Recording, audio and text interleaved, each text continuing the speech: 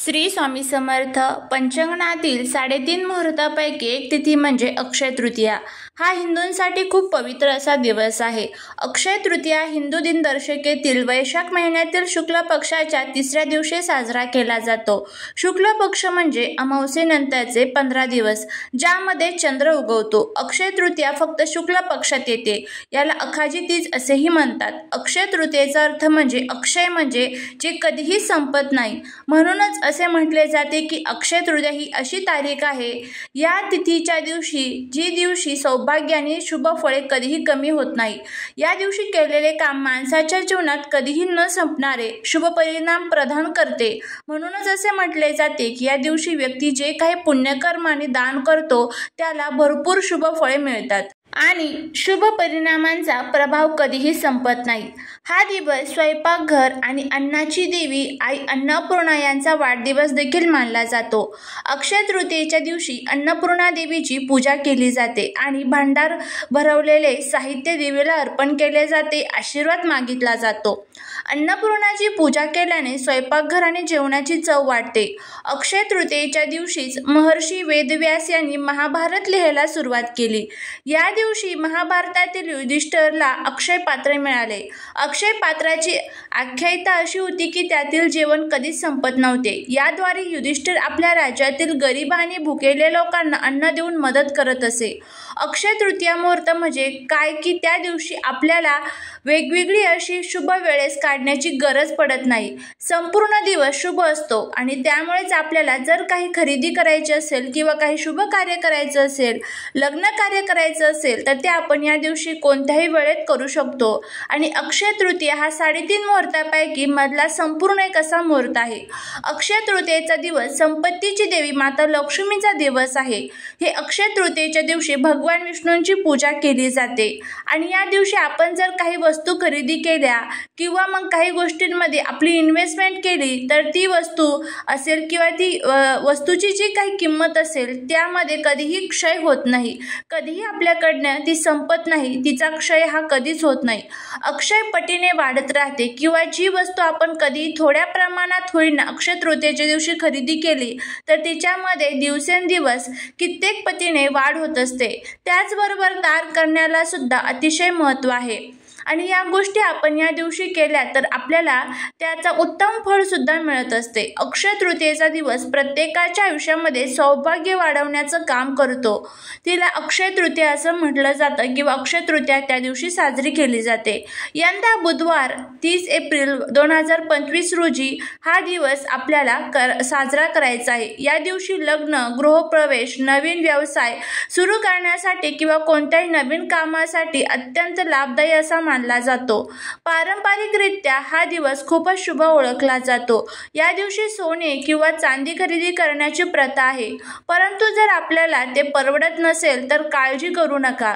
तुम्ही ज्योतिषशास्त्रानुसार पुढील काही वस्तू खरेदी केल्यास घरामध्ये सुख समृद्धी लाभू शकते. आपल्या घरामध्ये माता लक्ष्मीचं आगमन त्या निमित्ताने देखील होऊ शकेल. माता लक्ष्मी आपल्या घरामध्ये कायमस्वरूपी टिकून राहावी असे प्रत्येक माणसाची इच्छा असते. तर बघूयात पहिली वस्तू कोणती आहे. पहिली वस्तू आहे ते म्हणजे कापूस. जर तुमचे बजेट फारच कमी असेल, तुम्हाला महागड्या वस्तू परवडत नसेल तर या दिवशी कापूस जरूर खरेदी करा. ते शुभ मानले जाते. अक्षय तृतीयेला कापूस खरेदी केल्यामुळे जीवनामध्ये शांती मिळते आणि घरामध्ये संपत्ती वाढते. तर कापूस अत्यंत उपयोगी अशी वस्तू आहे आणि सोन्याहून मौल्यवान अशी वस्तू आपण अक्षय तृतीयेला अगदी खिशाला परवडणारी म्हणून देखील खरेदी करू शकतो. तर या कापसाचा उपयोग तुम्हाला माहीत आहे वाती बनवण्यासाठी होतो. देवपूजेमध्ये तुम्ही या कापसाचा वापर नक्की करत असतात.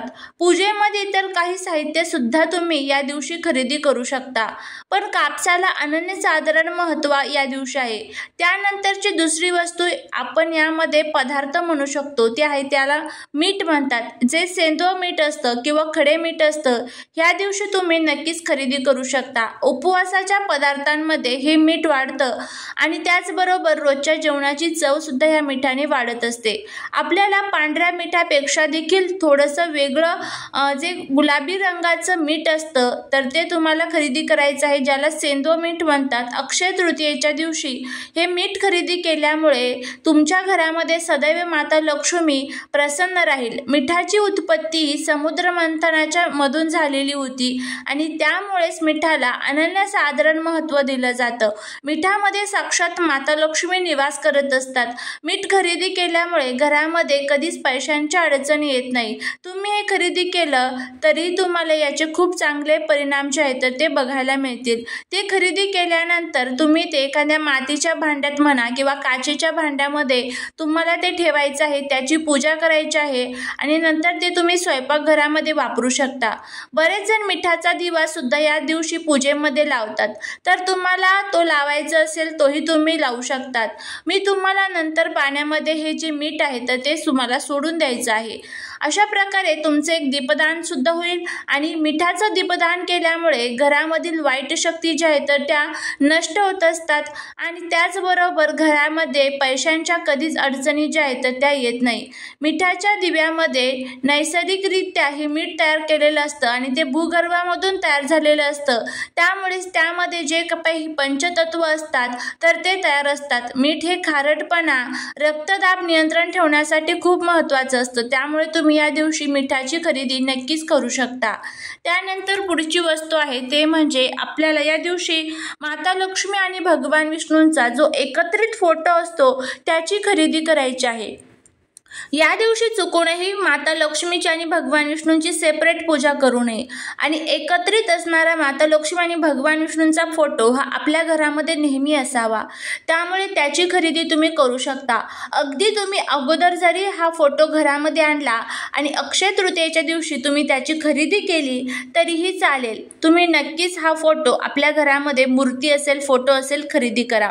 त्यानंतर पुढची वस्तू आहे ते म्हणजे अन्नपूर्णा मातेची मूर्ती. प्रत्येक देवघरामध्ये अन्नपूर्णा मातेची मूर्ती असणं हे खूप गरजेचं आहे. अन्नपूर्णा देवी आपल्या घरातील अन्नाचा साठा टिकवून ठेवण्याचं काम करत असते आणि या दिवशी आपल्याला अन्नपूर्णा देवीच्या मूर्तीची प्राणप्रतिष्ठा सुद्धा, जर तुमच्याकडे नसेल मूर्ती तर त्याची प्राणप्रतिष्ठा तुम्ही केलं तर नक्कीच याचे चांगले फळ तुम्हाला मिळेल. नक्की तुम्ही अन्नपूर्णा देवीची मूर्ती खरेदी करा. अगोदर खरेदी केली तरीही चालेल आणि या दिवशी तुम्ही त्याची प्राणप्रतिष्ठा करू शकता. त्यानंतर पुढची मूर्ती आहे ते म्हणजे लक्ष्मी मातेची. या दिवशी तुम्ही लक्ष्मीच्या मूर्तीची खरेदी सुद्धा करू शकता. त्याचबरोबर पुढचे जी वस्तू आहे ते म्हणजे कवड्या. पिवळ्या कवड्या असेल किंवा पांढऱ्या कवड्या असेल ज्या समुद्र मंथनामधून तयार झालेल्या आहे आणि त्या माता लक्ष्मीला अतिशय प्रिय आहेत, तर या कवड्यांची जी खरेदी आहे तर तुम्ही या दिवशी नक्कीच खरेदी करू शकता. त्यानंतर पुढची जी वस्तू आहे ते म्हणजे कमळगट्ट्याची जी माळ असते, जी कमळाच्या बियांपासून तयार केलेली असते, जी माता लक्ष्मीला अतिशय प्रिय असते. कारण माता लक्ष्मी कमळामध्ये स्वतः निवास करत असतात आणि ही माळ आपण खरेदी केल्यामुळे माता लक्ष्मी अनन्यसाधारण प्रसन्न आपल्यावरती होत असते. तुम्ही नक्कीच कमळगट्ट्याची जी माळ आहे तर ती खरेदी करा. माळ खरेदी करणं शक्य नसेल तर मण्यांची खरेदी तुम्ही करू शकता. त्यानंतर पुढची वस्तू आहे ते म्हणजे झाडू. झाडूची खरेदी सुद्धा तुम्ही या दिवशी नक्कीच करू शकता. ही झाडूची खरेदी केल्यामुळे घरामध्ये कधीच पैशांची कमतरता भासणार नाही आणि त्याचबरोबर झाडूमध्ये साक्षात माता लक्ष्मी निवास करत असतात, सर्वांनाच माहीत आहे. पुढची वस्तू आहे ते म्हणजे धने. या दिवशी तुम्ही धन्यांची जर खरेदी केली तर घरामध्ये आपलं जे धनधान्य आहे तर ते नेहमी बरकत त्यामध्ये राहील. त्यामुळे ह्या सर्व वस्तूंची तुम्ही खरेदी करण्याचा प्रयत्न करा. यापैकी कोणतीही एक वस्तू तुम्ही या दिवशी खरेदी करू शकता किंवा अगोदर खरेदी करून तुम्ही अक्षय तृतीयेच्या दिवशी त्याची पूजा करू शकता. तर अशा पद्धतीने तुम्हाला ह्या ज्या वस्तू आहेत, सोन्या चांदी ऐवजी ह्या ज्या मौल्यवान वस्तू आहेत तर त्याची तुम्हाला खरेदी करायची आहे, तरच तुम्हाला माता लक्ष्मीची आपल्यावरती कृपा होईल. झालेली सेवा ही महाराजांच्या चरणी रुजू करते. व्हिडिओ जर आवडला असेल तर लाईक, शेअर आणि सबस्क्राईब करायला विसरू नका. श्री स्वामी समर्थ.